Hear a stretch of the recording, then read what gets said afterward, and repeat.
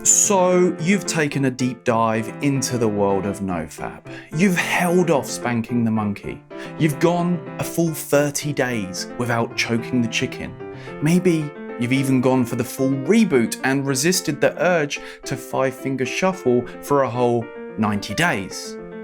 You've surfed the NoFap Reddit for hours just to feel like you're not the only one in the world doing this, and seen a few dudes saying how they feel super saiyan. And you feel like you've watched every single NoFap video on YouTube, so what now?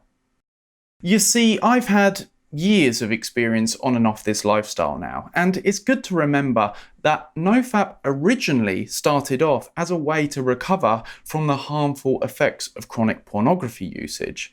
The idea was that you abstain for say a month, or preferably go for the gold standard 90-day reboot, and after the days are over, your brain has supposedly reset its sexual function program to its factory settings, and you can now skip along, all with a renewed, healthier relationship to one's own sexuality instead of constantly disappearing down porno rabbit holes.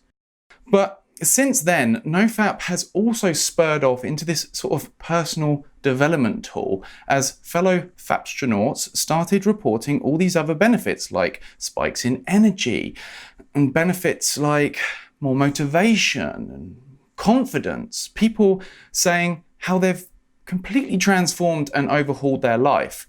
More people started to want to get in on the action, and entrepreneurs started using it to try and get ahead in their business in an effort to retain energy, save time, and drive laser-sharp focus into their deep work. So let's say you've done a long stint of NoFap, and that's what I recommend people do. If you don't try something and give it a chance and some time, you'll never know exactly how it works for you. But once you've done that, what next? I mean, go back to the way things were before? If you want to, sure. But if you've experienced benefits from NoFap, you're not going to want to do that, because I assume you got into this to improve things. Now, let me first say, some people decide fapping, especially to porn, is something that they never want to do again.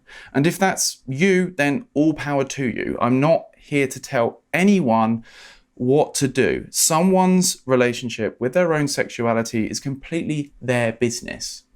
My intention is to advise of some of the potential options moving forward and help people make intelligent decisions. And one of those options, for those who it's right for, is to never fap again. They feel like it gives them the best chance of staying away from porn and staying with all the benefits. So, do you never fap again? For some people, that seems like a lot of pressure, and that pressure does get to some people who end up in this cycle of emotional boom and bust, feeling up when they're on a streak and a failure when they break it. So for these people, they may decide to go back to a healthier relationship with their own sexuality. Maybe they allow themselves to fap once a week without using porn, just imagination. And they find this technique takes the pressure off a bit, but still retains many of the benefits. A lot of people find the other advantage with this method is that there's less of an impulse to fap anyway, with the allure of porn removed. Sure, masturbation without porn is fun, and it can even be more fun if you know how to do it right, but there's nothing like porn to quickly give you that good old infinite novelty and infinite camera angles and have your whole brain light up with instant pleasure. So with porn removed as an option, you might find yourself going for longer than a week long streaks anyway, realizing you prefer to retain that energy rather than expend it. So this once a week max no porn protocol seems to work best for some people in the long run. Now, another option, and one that could potentially bring benefits for certain people, is to simply continuously go for long streaks, aiming for, say, 10 or 30 or 45 days or even more, and doing that over and over.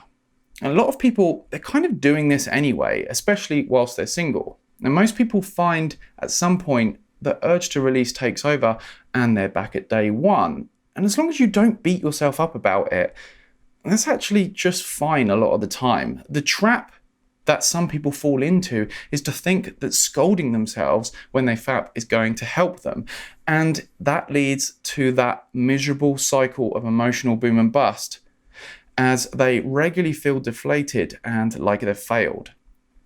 Studies in the science of willpower show that beating oneself up over something leads to decreased willpower and decreased motivation. So I've said it before and I'll say it again. Self-forgiveness is the answer. It seems counterintuitive. It seems like you'd just be letting yourself off the hook and end up with zero discipline. But when you think about it, it makes perfect sense. Fear of self-scolding is a terrible motivator for anything.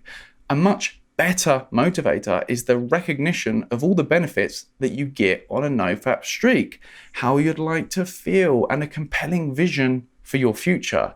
Trying to mentally tough it out isn't usually sustainable for many people.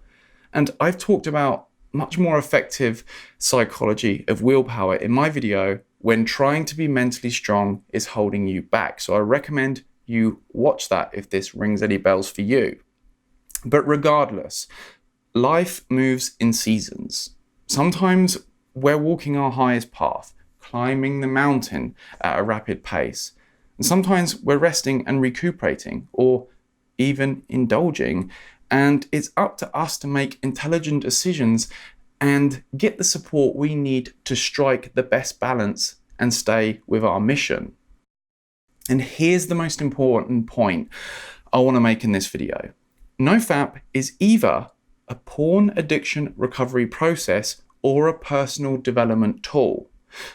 A recognition of how our sexual life impacts the rest of our life. Now, I've said it before, but it's easy to fall into the trap of instead of doing NoFap, end up with NoFap doing you. You get into NoFap to help yourself, to improve yourself, to level up on your personal goals and your dreams. And then you find yourself watching all the NoFap videos every day and continuously thinking about how to resist urges. Now, yes, these things can be helpful in the short term, but in the long term, you got to remember why you got into this in the first place. Now, NoFap won't solve all your problems. You will, perhaps using NoFap to uncover more of your innate desires to grow and connect and build healthier relationships and create more of what you want in your life and for the world. So I personally recommend you get into personal growth and dive into some of those aspects that you haven't explored before. If NoFap is preoccupying your mind, perhaps it's time to get your mind onto a spiritual and personal growth journey and to bring more depth of presence to your being, to create more of what you want in the world.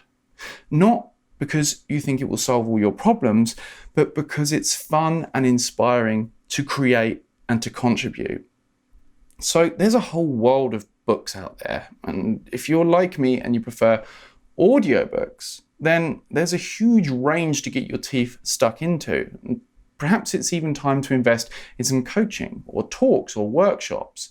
There's success strategies, meditation, self-inquiry, and practical habits that will help you arrive at new levels of personal well-being.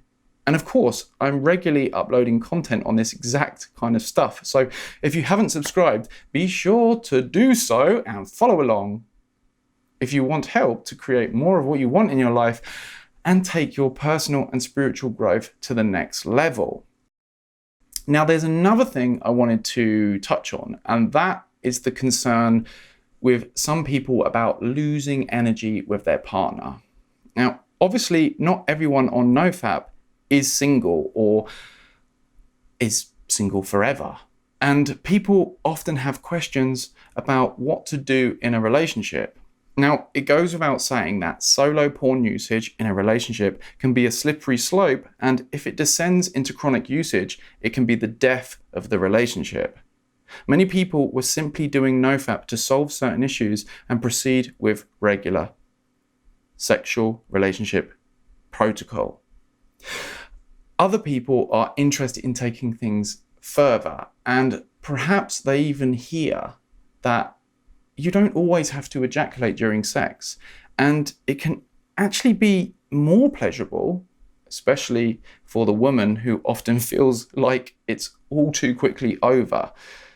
They learn that people have been learning to delay ejaculation, how to raise and circulate sexual energy to become multi-orgasmic and bring more intimacy to the relationship and stay energetically charged. And so for those interested, I'd recommend reading the works of Taoist master Mantak Chia, specifically Taoist Secrets of Love or The Multi-Orgasmic Man. And he does books specifically created for you NoFap women out there and your biology too. He describes how the Taoists, among many other cultures, have been experimenting with sexual energy for years, and he describes techniques and methods that many people swear by. These books will also be useful for you if you're without a partner and you've done a long NoFap streak or two, and now you want to learn how to hold it in on your own to practice for when you meet your next partner. And of course, if you can learn to go for longer with more control, then she's gonna be happy and very pleased that she met you.